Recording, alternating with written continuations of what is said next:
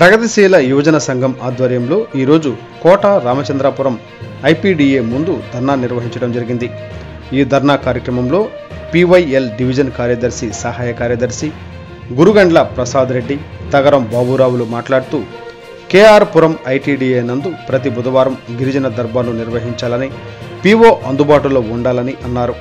ఏజెన్సీలో సీజనల్ వ్యాధులు వస్తున్నాయని, రక్త పరీక్షలు నిర్వహించి మెరుగైన మందులు అందించాలని అన్నారు. ఏజెన్సీలో రోడ్లు పూర్తిగా పాడైపోయాయని, త్వరితగతిన వెంటనే రోడ్లను, బ్రిడ్జిలను నిర్మించాలని అన్నారు. రాష్ట్ర వ్యాప్తంగా ఖాళీగా ఉన్న 2,30,000 పోస్టులను వెంటనే భర్తీ చేయాలని అన్నారు. ఈ కార్యక్రమంలో PDSU state president E Bhushanam, K Nageswara Rao, B Vinod, K Siramaraju, G Lakshminarayana, N Mukka Reddy, P Ramu, M Murali, G Baburao, N Raju తదితరులు పాల్గొన్నారు.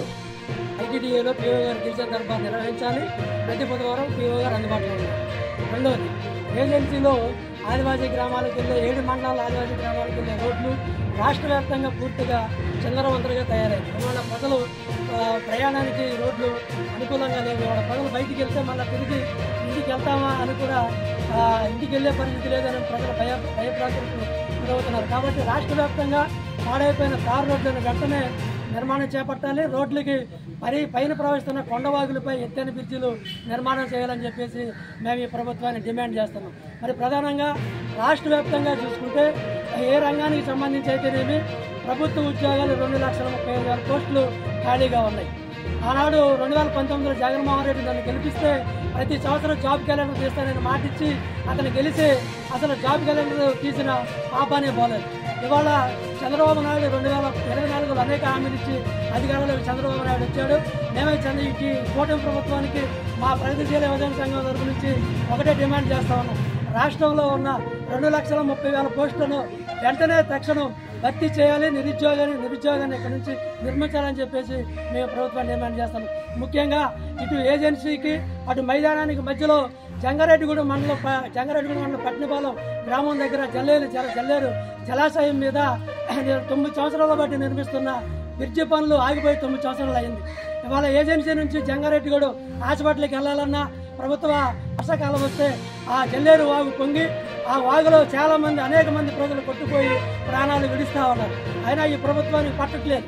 వెంటనే త్వరితగతిన పట్టినపాలెం దగ్గర నిలిచిపోయిన జల్లేరు వాగుపై నిలిచిపోయిన ఆ బ్రిడ్జిని వెంటనే పూర్తి చేసి ప్రజలకి న్యాయం చేస్తారని చెప్పేసి మేము ఈ ప్రభుత్వాన్ని డిమాండ్ చేస్తా ఉన్నాం. ముఖ్యంగా ఏజెన్సీలో ఇప్పుడు వర్షాలు పడతా ఉన్నాయి, సీజనల్ వ్యాధులు స్టార్ట్ అయినాయి. రెక్కాడిని గిరిజనులు ఏజెన్సీలో జీవనం చేస్తూ ఉన్నారు. ఇవాళ విషజ్వరాలు ప్రబలే ఏజెన్సీ మంచం పట్టింది. ఇవాళ కార్పొరేట్ హాస్పిటల్కి వెళ్ళి వైద్యం చేయించుకునే పరిస్థితి ఆదివాసీల దగ్గర, గిరిజనుల దగ్గర లేదు. కాబట్టి ఏజెన్సీలో ప్రభుత్వ ఆసుపత్రులు ఏవైతే ఉన్నాయో అక్కడ మెరుగైన మందులు ఉండాలి. పేషెంట్ వెళ్ళిన వెంటనే మలేరియా, టైఫాయిడ్, డెంగ్యూ ఇలాంటి కామెర్లకి టెస్టులు వెంటనే చేసి ఆ రోగాలకి మెరుగైన మందులు ఇచ్చి మంచి వైద్యాన్ని అందించాలని మేము ప్రభుత్వాన్ని డిమాండ్ చేస్తున్నాం. ఏజెన్సీలో మన్యం గ్రామాల్లో మెడికల్ క్యాంపులు నిర్వహించి మందులు ఇవ్వాలని చెప్పేసి మేము ప్రభుత్వాన్ని డిమాండ్ చేస్తున్నాం. ముఖ్యంగా ఏజెన్సీలో ఉన్న అన్ని సమస్యల మీద మేము ఈరోజు కార్యక్రమం చేపట్టాం.